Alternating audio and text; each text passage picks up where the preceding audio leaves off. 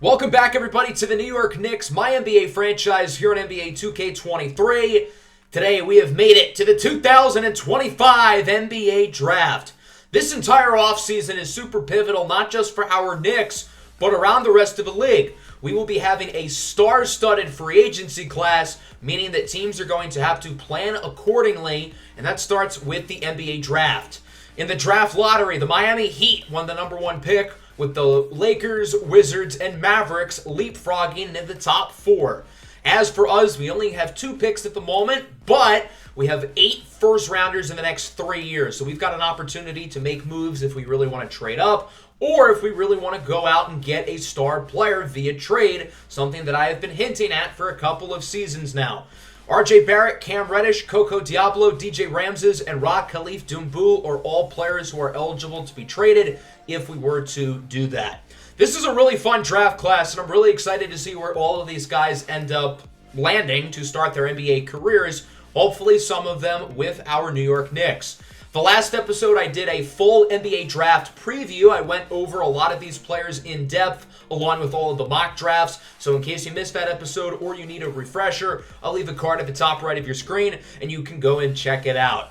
So as it stands now, it seems like Zachary Archibald, the center out of the University of Alabama, is the slight favorite to go with the number one pick. But I sort of view this as a 3-player draft, with Noah Kogan and Shaggy Lewis both being good candidates for the number one selection as well. So I think teams are really going to covet those top 3 picks, but I have a hard time seeing any of those selections being moved, because I think any of these top 3 players would make an argument to go number one in most draft classes.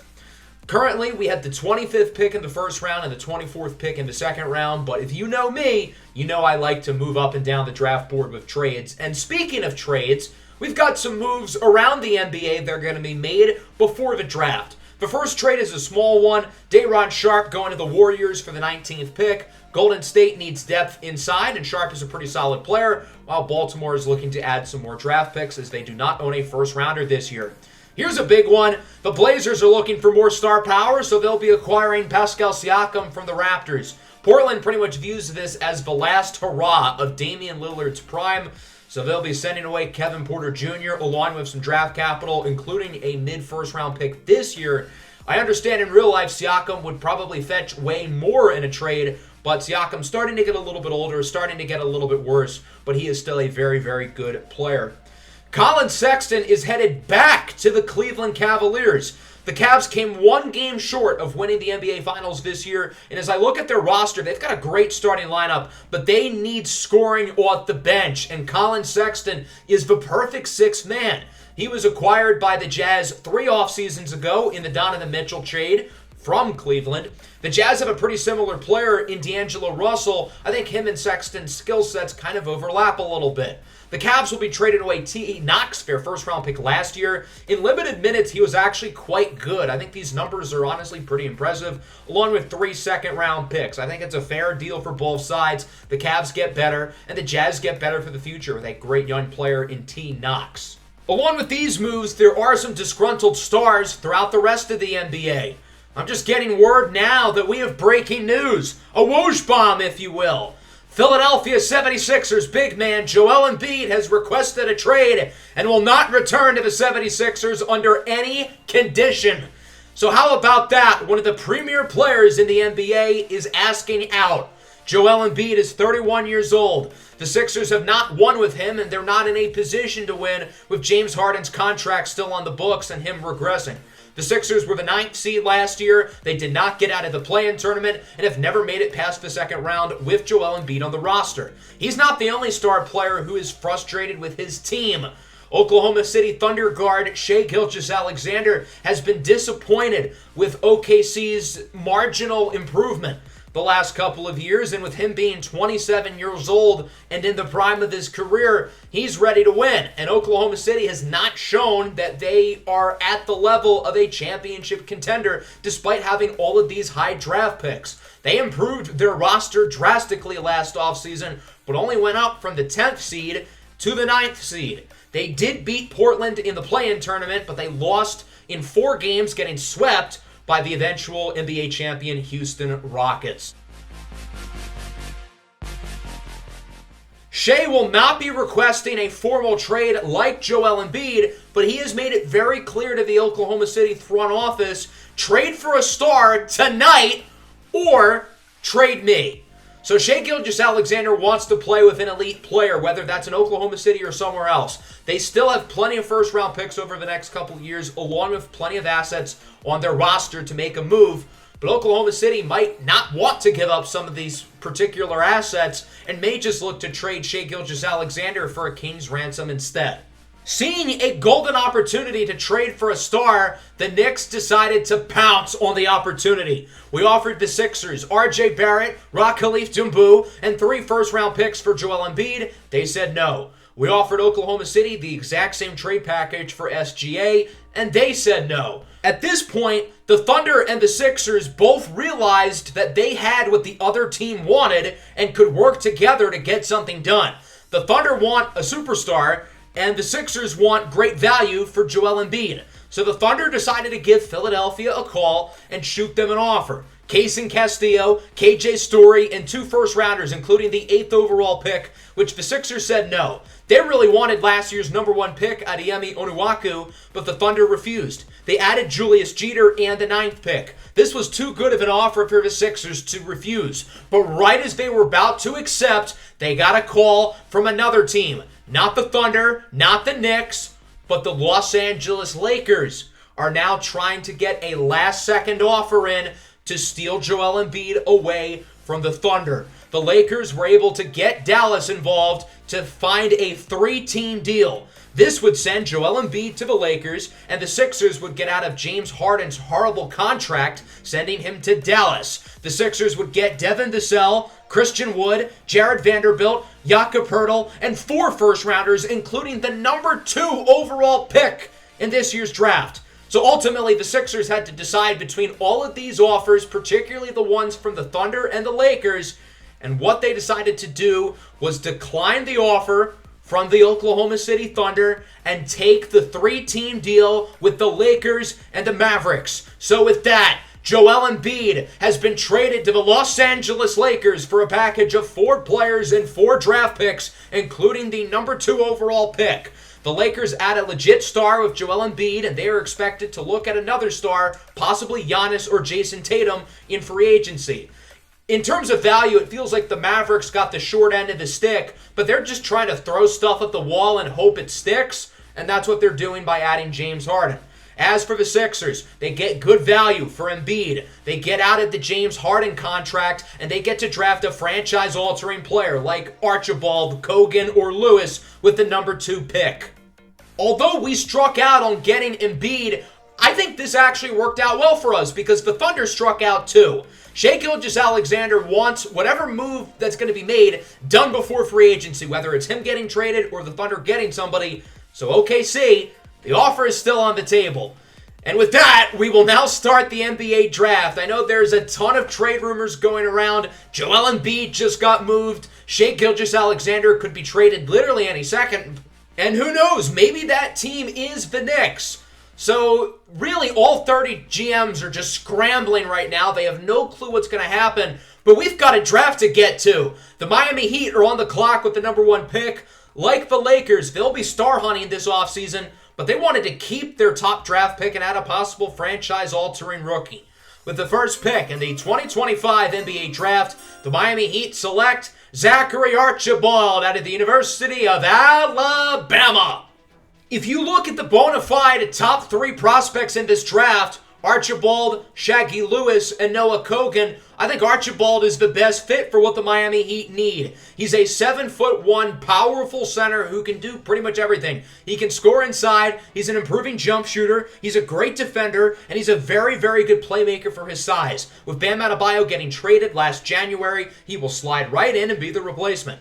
With the number 2 pick, the Philadelphia 76ers, who just got this pick, will select Shaggy Lewis. He last played for the Adelaide 36ers in the NBL. The 76ers saw what the Rockets were able to do this year. Their best player, Jalen Green, a score-first wing, led them to the championship. The Sixers want their own version of Jalen Green, and they're doing that with Shaggy Lewis, who gets drafted with the same slot that Jalen Green went, number 2 overall, 4 off seasons ago. Shaggy Lewis is probably the best pure scorer in this draft. The rest of his game needs a lot of work, but he can put the ball in the bucket. With the 3rd pick, the Washington Wizards select Malik Porter out of the University of Houston.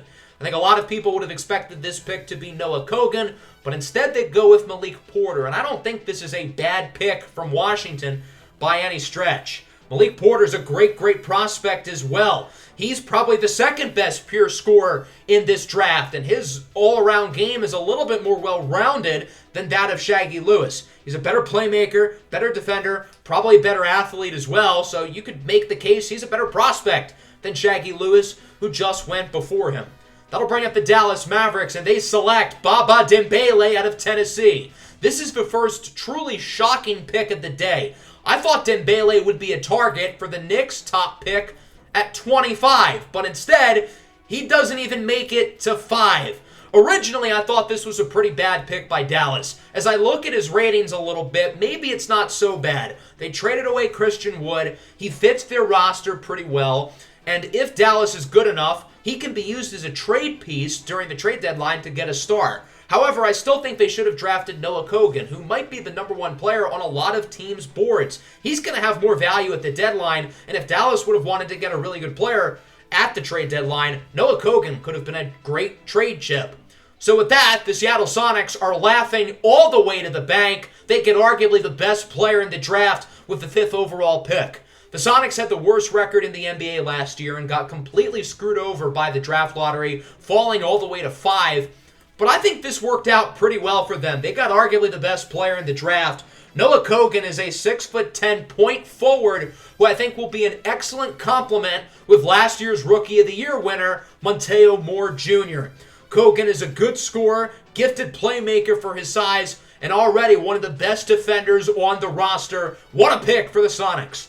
With the 6th pick, the Chicago Bulls select Jalen Witherspoon out of the University of Houston. Witherspoon joins former teammate Malik Porter as the 2nd Houston Cougar off the board within the top 6 picks of this draft. I think Jalen Witherspoon is a winner. This guy's a smart basketball player who's going to help bring back the identity and the culture that the Chicago Bulls are looking for. Unfortunately for the Bulls, they don't have the 1st-round pick next year because we have it. With the 7th pick, the Spurs select Xavier McLeod from Belgium. The 6'7" combo guard is a very well-rounded player. He spent most of this season banged up with an injury, but was still the best player on his team. McLeod's a pretty good scorer, although inconsistent, but he's a great defender, he's a great athlete, and he fits the type of mold of a Spurs draft pick. With the 8th pick, the Oklahoma City Thunder are on the clock, and they select Sterling Holloway from England. Rather than trading the 8th pick, they not only draft a rookie, but they draft a point guard.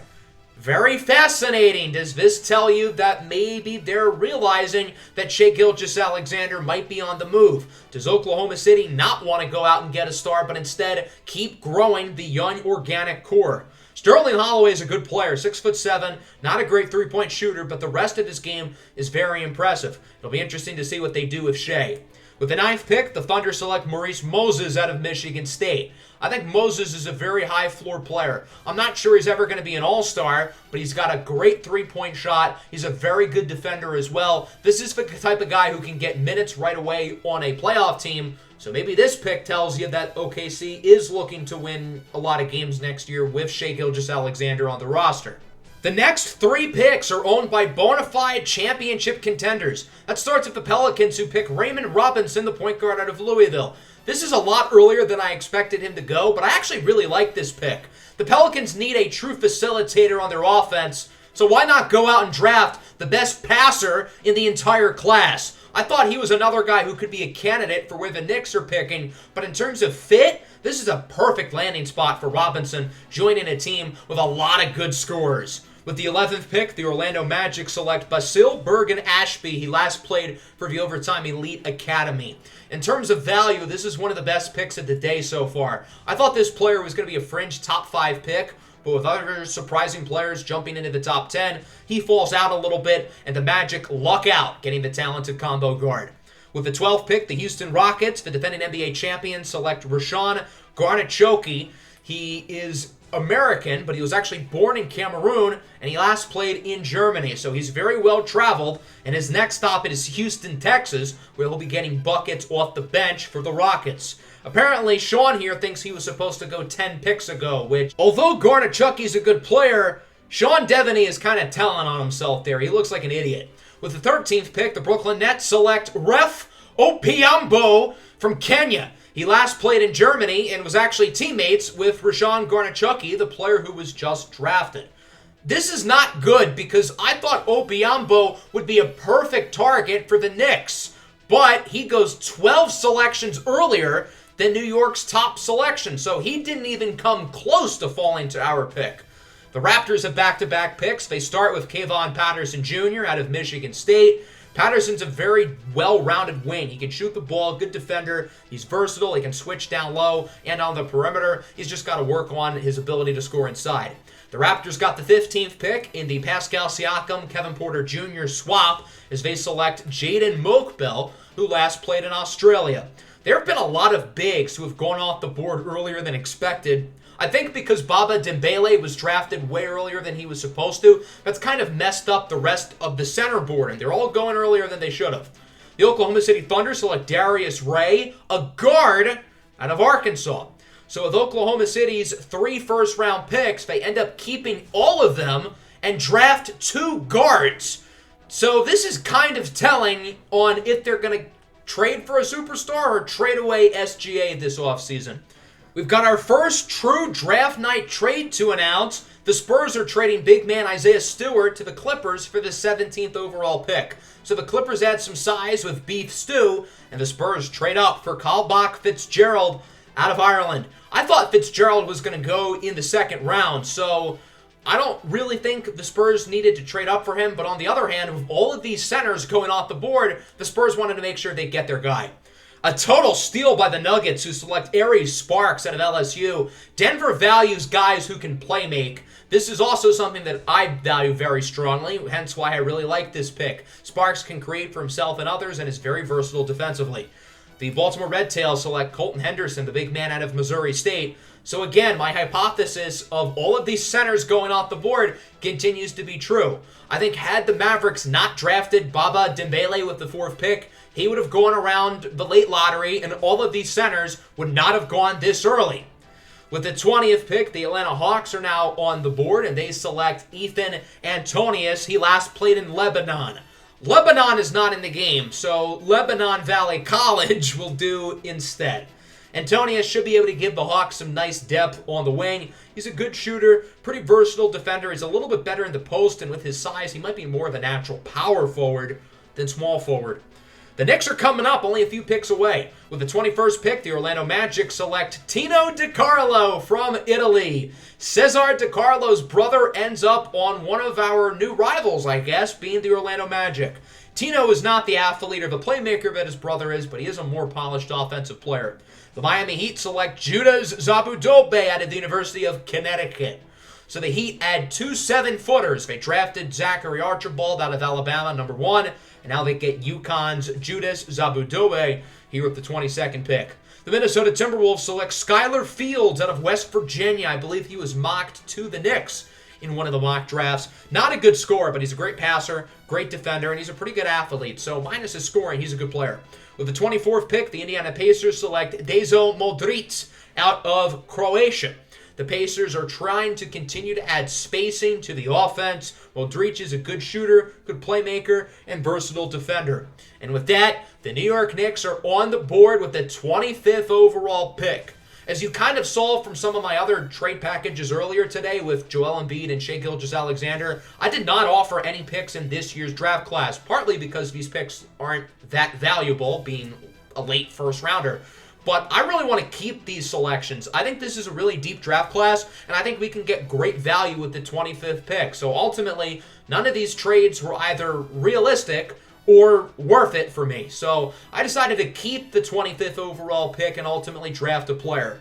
With that, we now have to ask the question, who will the New York Knicks be drafting? One of my top targets going into the draft with this selection was Ref Obiampo, who went 13th overall to the Nets. But other than that, I think the draft board has played out really well. Brendan Nord and Zachariah Royster were not supposed to fall this far. Ray Hendricks and Dalen Carter-Jones were two players who I knew I would be very happy with this selection. I decided to use my pre-draft visits accordingly, and we extended offers to guys like Royster and Hendricks and Carter-Jones. So realistically, it's going to be one of those three players, but the question is, which one is it going to be? With the 25th pick in the 2025 NBA Draft, the New York Knicks select Zachariah Royster out of the University of Purdue. The Knicks are going to add some size with the skilled 6'10" big man, Zachariah Royster, who also goes by Royster Moister. I have a feeling we are going to overuse that nickname badly. Royster comes in as a 76 overall. He's 6'10", 240 pounds, and he has the exact skill set I look for in terms of being a versatile big man. This is a guy who runs the floor like he's a 6'5" guard. He's a graceful athlete who can handle the ball and is quick in transition. As a passer, he's really impressive for his size. He knows how to get open looks for his teammates, but he can also create his own shot as well. Again, something very impressive for his size. He's good at driving to the basket, he's good at scoring in contact, and his three-point shot, although not great, is a work in progress. Other than his three-point shot, he's good at just about everything else. Defensively, he is a monster down low. He is bigger, stronger, and tougher than you, but his lateral quickness allows him to switch onto the perimeter and guard wings. So I think he is going to be a perfect fit for the Knicks. He's the type of player who I really like, but truthfully, I never thought he would fall this far. I thought he was going to be a lottery pick, and once I knew he was going to be on the board for us, it was a no-brainer that he was going to be the guy who we select. So ultimately, I'm really excited to have Zachariah Royster on the team. I think he's going to be a great addition and is going to get a lot of minutes right away as a rookie. With the 26th pick, the Detroit Pistons select Dalen Carter-Jones out of the University of Kentucky. This is a phenomenal pick by the Pistons. Dalen Carter-Jones is a great NBA role player right away, and had Royster been picked like I expected, Dalen Carter-Jones probably would have been the player who we would have gone with at 25. With the 27th pick, the Atlanta Hawks select Aaron Feinstein out of the University of Kansas. Feinstein shot up draft boards the last couple of months. He led Kansas to the national championship, and I thought he was going to be a guy who we would target in the second round. I had no idea teams were looking at him in the first round, but this is not a bad pick at all by the Atlanta Hawks. So Patrick Feinstein's brother ultimately ends up with our rivals, the Atlanta Hawks. The Orlando Magic select Devontae Jabasilan with the 28th pick. While we're on the subject of family affairs, the legendary supersonic guard Oscar Jabasilan's son, Devontae Jabasilan, will end up in Orlando. Pretty fun landing spot for the talented 6'6" forward.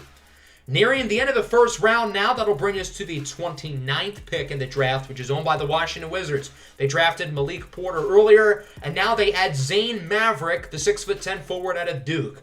Maverick is a little bit raw. I don't think he's going to get a ton of playing time for the Wizards right away, but he's a great athlete and has all-star upside, but he's just got to tap into his potential. With the 30th pick, the Cleveland Cavaliers select Ray Hendricks out of Washington.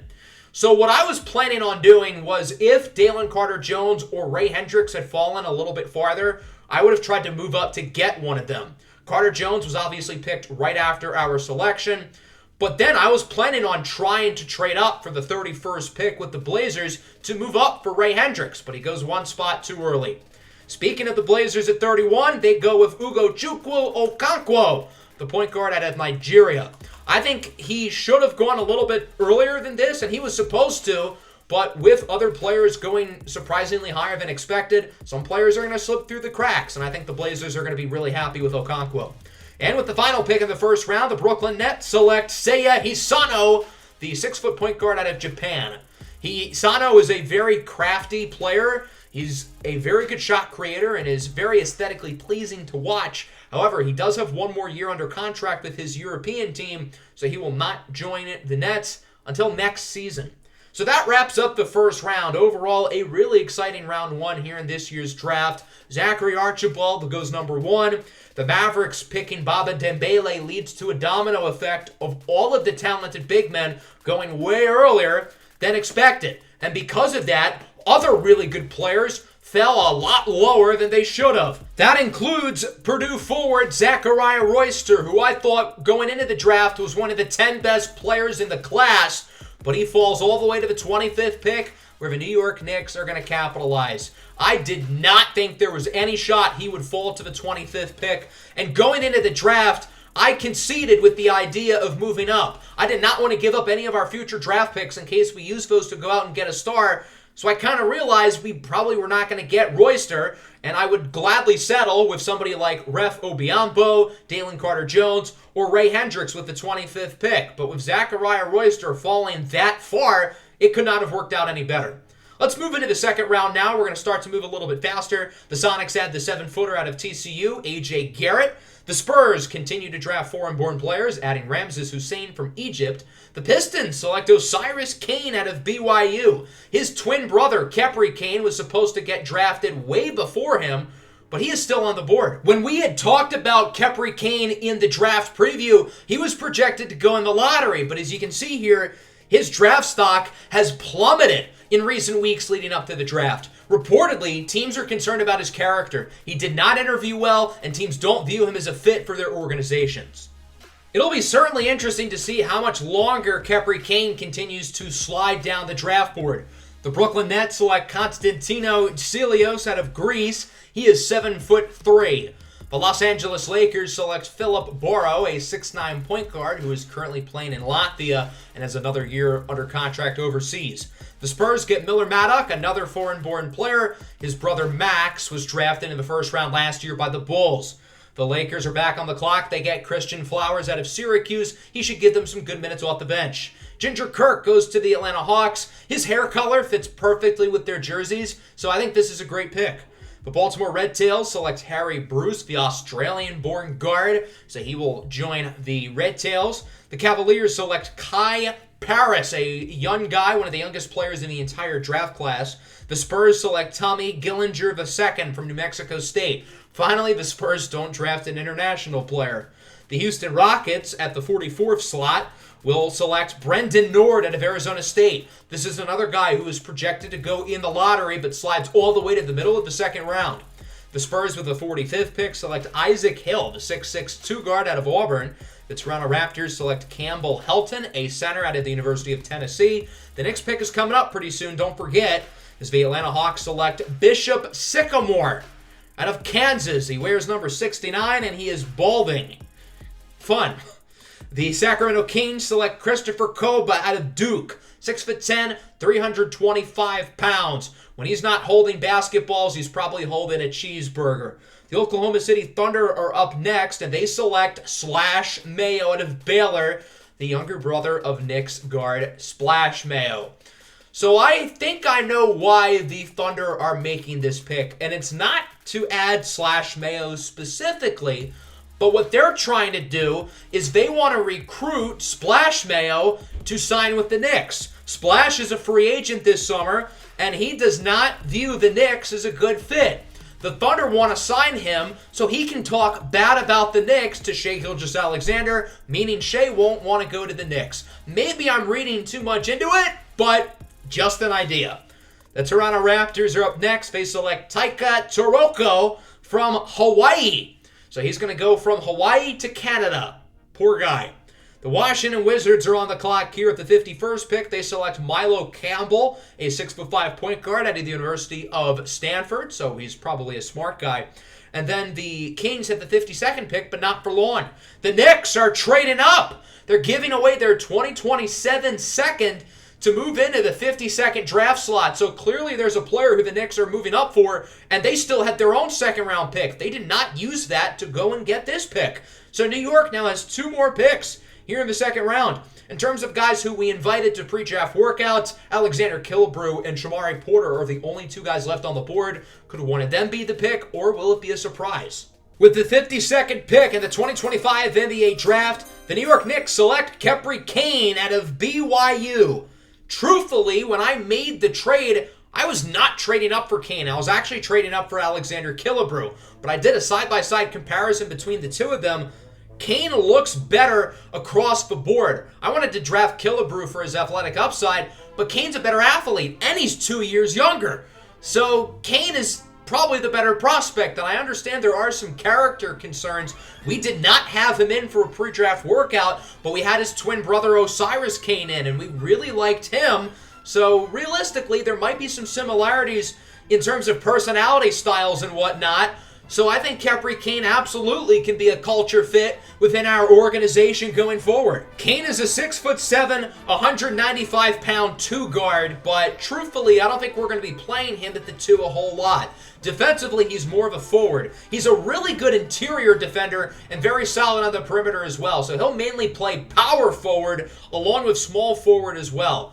Offensively, he's a work in progress. He's not a very good three-point shooter, but he is a good scorer from within the mid-range. He's got good form on his shot, and because of that, I think he can be a good three-point shooter down the line. He's a really good athlete. He's very impressive in transition. Look at him this play, just bullying the smaller defender inside for the slam. I know there are some character concerns with him, but if not for those, he would have been a first-round pick. So I think it's absolutely worth taking a flyer on his talent. The Washington Wizards select Miles McCain, a 6'9", left-handed point guard out of Duke. Good value here late in the second round. The Minnesota Timberwolves select Shamari Porter out of Kansas, one of the only two players on the board who we had invited for a pre-draft workout. And then the Oklahoma City Thunder select Darius Blockelty, another point guard to the Thunder. So again, is Shai Gilgeous-Alexander on the move? That brings us to the 56th overall pick. I wanted to see if we could get a trade, ideally for 2 future seconds, and the only one we could do that with would be the Rockets, and we would have to add another one, so I didn't really think it was worth it. Alexander Killebrew is still on the board. There are plenty of other good, talented players left as well. With the 56th pick in the 2025 NBA Draft, the New York Knicks select Alexander Killebrew out of the University of Texas. We had planned on trading up for Alexander Killebrew just a moment ago. Obviously, I ended up going with Khepri Kane instead, but we still get Killebrew after all. I think he's a pretty similar player to Khepri Kane, particularly on offense. He's good at driving to the basket. He is a better passer than Khepri Kane. I think that's one of the big differences in favor of Killebrew, but he's not a good three-point shooter either. He is a good scorer from the mid-range. He is good at driving to the basket. He is good at scoring in contact. Defensively, I think he's a better perimeter defender than Khepri Kane, but I don't think he's as versatile on that end of the floor. For the most part, I view Kane and Killebrew as pretty much equal prospects in terms of talent. Keep in mind, Killebrew is 2 years older, but hopefully one of these 2 second-round picks ends up hitting. Killebrew's got some good genes. His younger brother, Christopher Killebrew, was the number 2 pick a few years ago by the Jazz. Alexander Killebrew has been in college for 3 years, hence why he's older. Let's round out the rest of the draft now as the Timberwolves get Kam Aman from Egypt. He's the 4th Egyptian-born player off the board, along with Ramses Hussein and the Kane twins. Ray goes to the Orlando Magic. That's a lot of Rays. Albach Berhals out of Utah goes to the Washington Wizards. The Magic select another Egyptian-born player, Saif Adam, the 5th Egyptian-born player drafted in the second round tonight. Tyrone Jamison out of Duke goes to the Chicago Bulls. The Los Angeles Lakers select Damani Edwards out of the University of Minnesota. 2 more picks left on the board. We start with the Charlotte Hornets, who select Xander Cage out of Iowa State. And then Mr. Irrelevant belongs to the Jazz, and they select DeJaren Dexter Jr. out of Indiana State. So the Sycamore is the final pick of the draft, and that wraps up the second round. Pretty busy second round for our New York Knicks as we move up to select Khepri Kane, whose stock plummeted down the draft board, and we add Alexander Killebrew as well. I know they're both shooting guards, but again, Khepri Kane's going to be more of a forward for us, and Killebrew is 6'7" as well, so it's not like he's some short, tiny guard. We've got some other family affairs here with Slash Mayo getting drafted by the Thunder as well. Obviously, Aaron Feinstein and Tino DiCarlo were picked in the first round as well. And with that, the 2025 NBA Draft is now in the books. Overall, I think this draft went really well for us. We added 3 talented rookies, all of whom I think can be big pieces of our organization going forward. Here's a look at the other draft classes around the rest of the league here. And I think a lot of teams really did well for themselves. It was a really exciting draft episode. No shortage of big moves around the league. Obviously, the Joel Embiid trade at the top of the list. and a lot of fireworks here during the draft itself. So with the draft in the books, we now shift our attention towards free agency. I think this is where we are going to finally make our big move and acquire a star, whether it's via trade or with a free agent signing. There are some big names in this free agency class. Giannis, Jason Tatum, and Donovan Mitchell all have player options that they're expected to opt out of and enter the class. So we've got a really good opportunity of adding an elite player to the roster. I think we added 3 really good ones to the roster today nonetheless, with Zachariah Royster, Kepri Kane, and Alexander Killebrew. Along with free agency, we'll get through the rest of the offseason as well in the next episode. Hope you guys enjoyed this one. Make sure to leave a like and subscribe to the channel if you are new. Let me know what you thought of our draft picks. If one of your custom players was drafted, how do you feel about their landing spot? Let me know down below in the comments. Peace out.